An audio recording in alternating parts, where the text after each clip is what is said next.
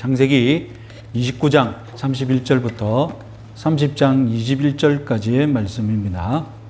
우리 같이 읽겠습니다.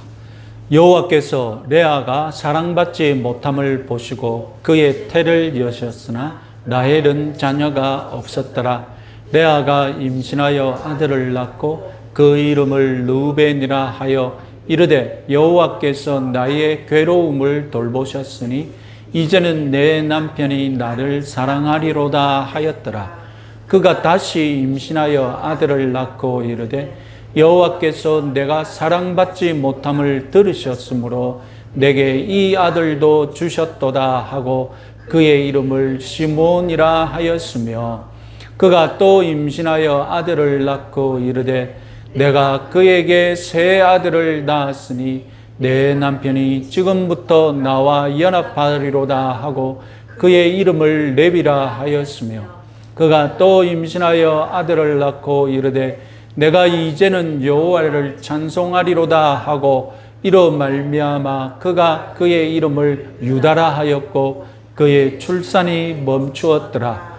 라헬이 자기가 야곱에게서 아들을 낳지 못함을 보고 그의 언니를 시기하여 야곱에게 이르되 내게 자식을 낳게 하라. 그렇지 아니하면 내가 죽겠노라. 야곱이 라헬에게 성을 내어 이르되 그대를 임신하지 못하게 하시는 이는 하나님이시니 내가 하나님을 대신하겠느냐. 라헬이 이르되 내 여종 빌라에게로 들어가라. 그가 아들을 낳아 내 무릎에 두리니 그러면 나도 그로 말미암아 자식을 얻겠노라 하고 그녀의 시녀 빌하를 남편에게 아내로 주매 야곱이 그에게로 들어갔더니 빌하가 임신하여 야곱에게 아들을 낳은지라. 라헬이 이르되 하나님이 내 억울함을 푸시려고 내 호소를 들으사 내게 아들을 주셨다 하고 이로 말미암아 그녀의 이름을 단이라 하였으며 라헬의 시녀 빌하가 다시 임신하여 둘째 아들을 야곱에게 낳음에 라헬이 이르되 내가 언니와 크게 경쟁하여 이겼다 하고 그의 이름을 납달리라 하였더라. 레아가 자기의 출산이 멈춤을 보고 그녀의 시녀 실바를 데려다가 야곱에게 주어 아내로 삼게 하였더니 레아의 시녀 실바가 야곱에게서 아들을 낳음에 레아가 이르되 복되도다 하고 그의 이름을 가시라 하였으며 레아의 시녀 실바가 둘째 아들을 야곱에게 낳음에 레아가 이르되 기쁘도다 모든 딸들이 나를 기쁜 자라 하리로다 하고 그의 이름을 아셀이라 하였더라. 밀거둘 때 르우벤이 나아가서 들에서 합한 채를 얻어 그의 어머니 레아에게 드렸더니 라헬이 레아에게 이르되 언니의 아들의 합한 채를 청구하노라. 레아가 그에게 이르되 네가 내 남편을 빼앗은 것이 작은 일이냐. 그런데 네가 내 아들의 합한 채도 빼앗고자 하느냐. 라헬이 이르되 그러면 언니의 아들의 합한 채 대신에 오늘 밤에 내 남편이 언니와 동침하리라 하니라. 저물 때에 야곱이 들에서 돌아오매 레아가 나와서 그를 영접하여 이르되 내게로 들어오라. 내가 내 아들의 합한 채로 당신을 샀노라. 그 밤에 야곱이 그와 동침하였더라. 하나님이 레아의 소원을 들으셨으므로 그가 임신하여 다섯째 아들을 야곱에게 낳은지라. 레아가 이르되 내가 내 시녀를 내 남편에게 주었으므로 하나님이 내게 그 값을 주셨다 하고 그의 이름을 이사가리라 하였으며 레아가 다시 임신하여 여섯째 아들을 야곱에게 낳은지라. 레아가 이르되 하나님이 내게 후한 선물을 주시도다. 내가 남편에게 여섯 아들을 낳았으니 이제는 그가 나와 함께 살리라 하고 그의 이름을 스불론이라 하였으며 그 후에 그가 딸을 낳고 그의 이름을 디나라 하였더라. 아멘. 예, 우리는 지난 시간에 인생 전반부를 강의했습니다. 우리가 주목했던 것이 무엇입니까? 성경이 주목하고 있는 것이 무엇이었습니까? 레아, 눈이 나쁜 여자였습니다. 그래서 고대의 시각으로 말하자면 레아는 팔리지 않는 신부감일 수밖에 없었습니다. 아버지 라반이 레아를 시집 보내는 고육지책이 바로 신부 바꿔치기였을 것입니다. 또한 야곱은 레아를 사랑할 수가 없었죠. 야곱의 마음에서는 라헬이 첫째 부인이었고 레아는 1+1 사기극 행사로 얻은 그야말로 1+1 부인이었지 않습니까? 더군다나 레아는 눈이 나쁜 점에서는 아버지 이삭을 떠올렸고 장자의 우선권에 있어서는 에서를 떠올리게 하는 존재였습니다. 레아에게는 야곱이 억지로라도 정붙일 거리를 찾을 수가 없는 그런 아내였습니다. 이런 레아를 하나님께서 불쌍히 여기셨습니다. 여자는 남편이 없어도 자녀들이 있으면 행복하게 살 수 있지 않습니까? 특히 고대 세계 문화는 예외 없이 아들을 많이 낳는 것을 어머니의 최대 덕목으로 찬양하지 않습니까? 하나님은 레아에게 많은 아들을 주셨습니다. 하나님은 레아에게 결혼한 직후부터 아들을 무려 4명이나 연달아 주셨습니다. 그래서 레아는 아들을 낳을 때마다 그동안 있었던 일들, 그리고 앞으로 기대하는 것들, 자신의 처지와 신앙을 담아서 이름을 지었습니다. 아버지 야곱은 아들 이름을 지어줄 생각도 없었던 것 같습니다. 레아가 지은 이 이름 속에 인생이 담겨져 있습니다. 성경 독자인 우리들은 레아가 그동안 어떻게 살았을까? 이 이름을 보면 감을 잡을 수 있습니다. 특히 여성분들은 더 깊이 공감해 보시기 바랍니다. 자, 첫째를 낳고는 르우벤이라고 지었습니다. 그래서 르우벤이라는 아들 이름에 무슨 사연을 담았습니까? 여호와께서 나의 괴로움을 돌보셨다. 내 남편이 나를 사랑할 것이다. 남편 야곱이 이제는 나를 사랑하겠지. 지금 내가 사랑 못 받는 고통 중에 있지만 이제는 나를 사랑하겠지. 이런 소원을 아들 이름에 담았던 겁니다. 둘째를 낳고는 시몬이라고 지었고 무슨 뜻을 담았습니까? 야훼께서 내가 사랑받지 못함을 들으셨다. 그러면 첫째와 둘째 사이에 변화가 있었습니까? 변화가 있었으면 자기가 사랑받지 못한다고 이름을 지을 리가 없죠. 여전히 사랑받지 못했던 겁니다. 그런데 여호와께서 들으셨다는 말은 무엇을 전제로 한 말입니까? 레아가 기도를 했고 그 기도를 들으셨다는 뜻이 아니겠습니까? 르우벤을 낳았지만 야곱의 마음은 변함이 없고 역시 자기는 사랑받지 못하고 있습니다. 그래서 하나님, 내가 둘째를 낳아줘야 야곱이 나를 사랑할 것 같습니다. 둘째를 낳게 해주십시오라고 기도를 했고 하나님께서 레아를 위로하기 위해 아들을 주셨던 겁니다. 그리고 셋째를 낳고는 연합합니다. 내 남편이 나와 연합할 것이다. 그래서 레위라고 지었습니다. 역시 둘째에서 셋째로 넘어오면 어떤 사연을 담고 있습니까? 남편이 자기와 잘 살고 있으면 이런 이름을 지을 이유가 없죠. 역시 야곱은 변함없이 레아를 돌보지 않고 있습니다. 그래서 이제 3명이나 내가 아들을 낳아줬으니 이제 야곱이 나를 찾아서 같이 살 것 같다. 살게 해주십시오. 이런 소원을 또 담은 것입니다. 그런데 야곱은 여전히 라헬에게 달라붙어 있습니다. 3명의 아들을 낳아줬음에도 불구하고 야곱은 라헬만 돌봅니다. 그래서 레아의 심경에 변화가 일어났습니다. 넷째를 낳고는 찬송합니다. 내가 야훼를 찬양하리라고 이름을 지었습니다. 이번에는 남편을 향한 심경을 담지 않았고 그저 내가 이제는 여호와를 찬송하리라 이런 마음을 담았습니다. 레아의 심경 변화 여러분 눈치채십니까? 어떤 심경이 담겨져 있습니까?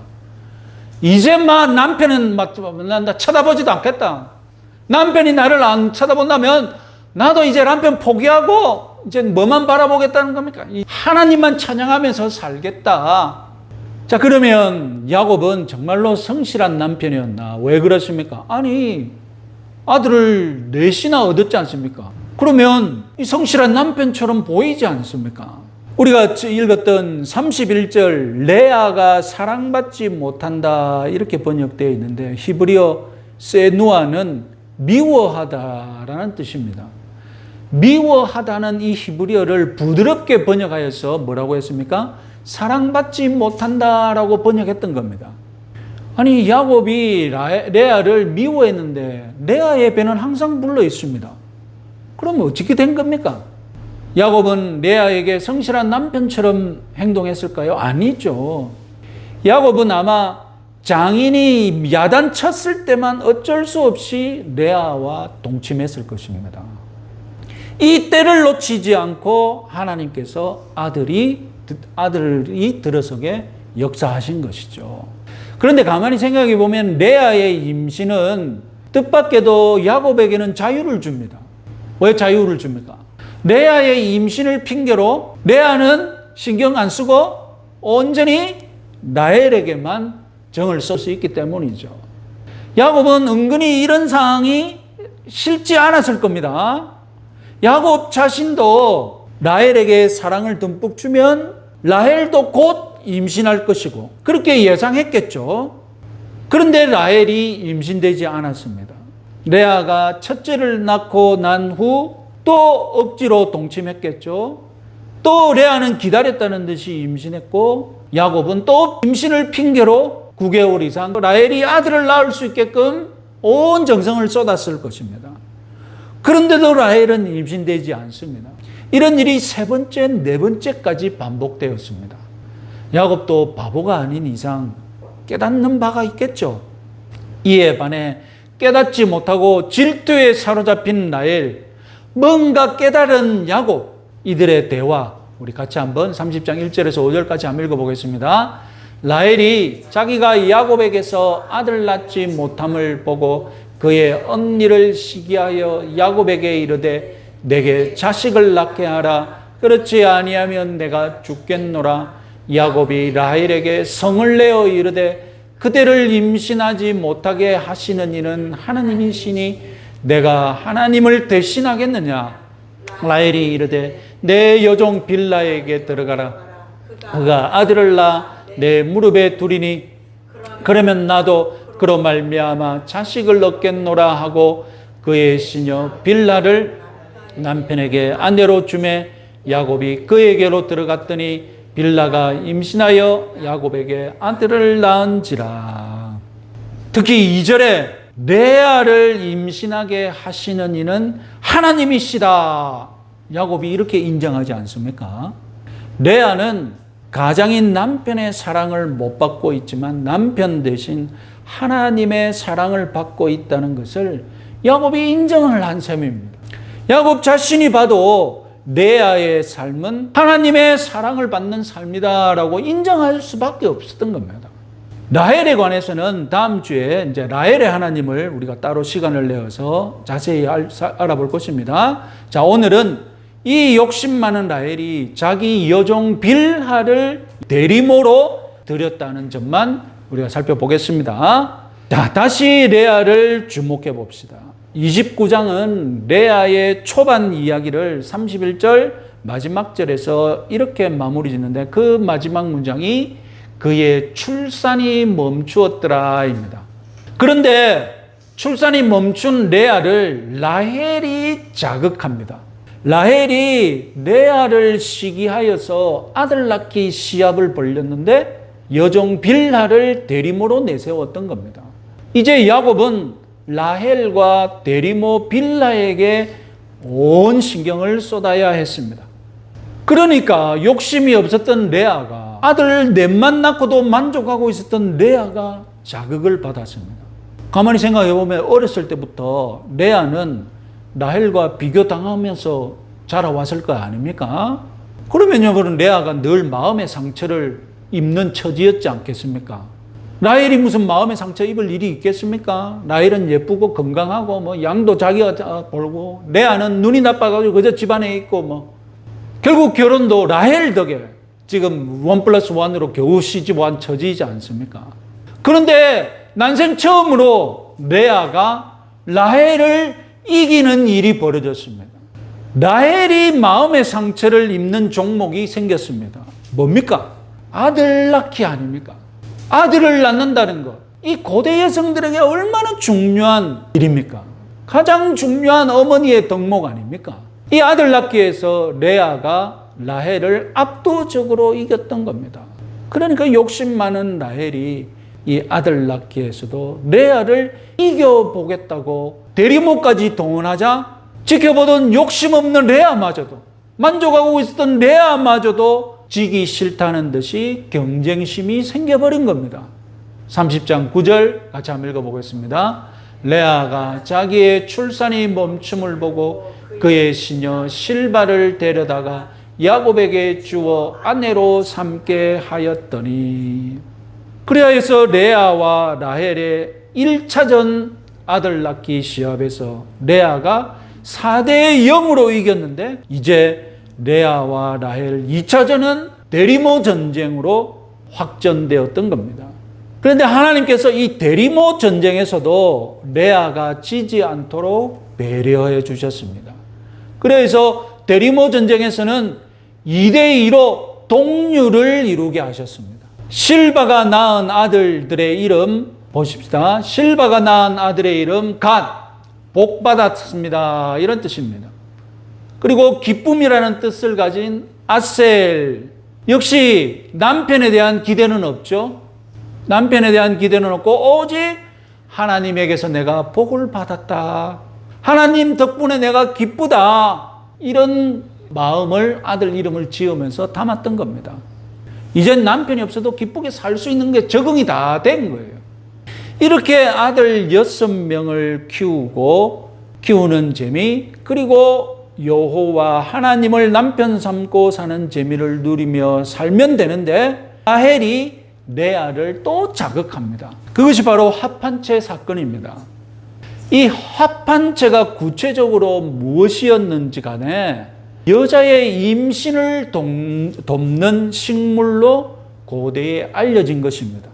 그런데 당시에 아무리 많아도 어린 이 르우벤이 일부러 합한채를 채취하겠다고 신만이처럼 돌아다니지도 않았을 텐데, 합한채라는 것이 신기하게 생겼는지 냄새가 특이했는지 하여튼 르우벤 눈에 띄었고, 이것을 가져오면서 온 집안에 광고를 하면서 집으로 가져와서 어머니에게 드렸던 겁니다.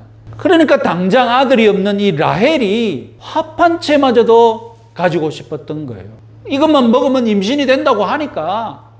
그래서 뻔뻔스럽게 레아에게 합한채를 달라고 했던 겁니다. 30장 15절 말씀 같이 한번 읽어보겠습니다. 레아가 그에게 이르되 네가 내 남편을 빼앗은 것이 작은 일이냐? 그런데 네가 내 아들의 합한채도 빼앗고자 하느냐? 라헬이 이르되 그러면 언니의 아들의 합한채 대신에 오늘 밤에 내 남편이 언니와 동침하리라 하니라. 야곱이 나에게 있으니 언니에게 내가 야곱을 양보할게. 언니는 지금 합한채만 있으면 무슨 소용이 있나? 야곱이 딱 언니를 안 돌보는데 합한채 묶어서 소용없는 거 아니냐? 합한채를 내게 달라. 이렇게 레아의 약점을 파고들어서 거래를 성사시켰던 겁니다. 야곱을 합한채로 주고 산 그날, 성경은 이렇게 기록되어 있습니다. 17절 말씀 같이 한번 읽어보겠습니다. 하나님이 레아의 소원을 들으셨으므로 그가 임신하여 5째 아들을 야곱에게 낳은지라. 자, 레아의 소원을 들으셨다. 이 무슨 말입니까? 레아가 기도했다는 뜻 아닙니까? 자기가 조금 늙었어도 합한채를 먹고 임신할 줄을 기대하고 있었는데 합한채를 빼앗겨 버렸으니까, 대신 남편을 사왔으니까 이제 자기가 기대할 건 뭐밖에 없습니까? 합한채가 없어도 하나님이 나에게 오늘 아들을 가질 수 있게 도와주십시오. 이렇게 기도를 냈던 겁니다. 합한채는 주고 대신 기도를 통해 또 아들을 얻은 것입니다. 그날 밤에 하나님이 레아의 기도를 들어주셨습니다. 그래서 5번째 아들을 이사가를 낳았습니다. 이름의 뜻은 하나님이 내게 그 값을 주셨다. 그 값은 무슨 값입니까? 하나님이 내게 그 값을 주셨다. 이것은 무슨 뜻입니까? 합한 채의 대가로 하나님이 내게 주신 아들이라는 겁니다. 자기가 합한 채를 양보하였더니 그 값으로 하나님이 내게 주셨다. 남편 덕분이 아니라 하나님이 내게 주셨다. 이런 고백을 담았습니다.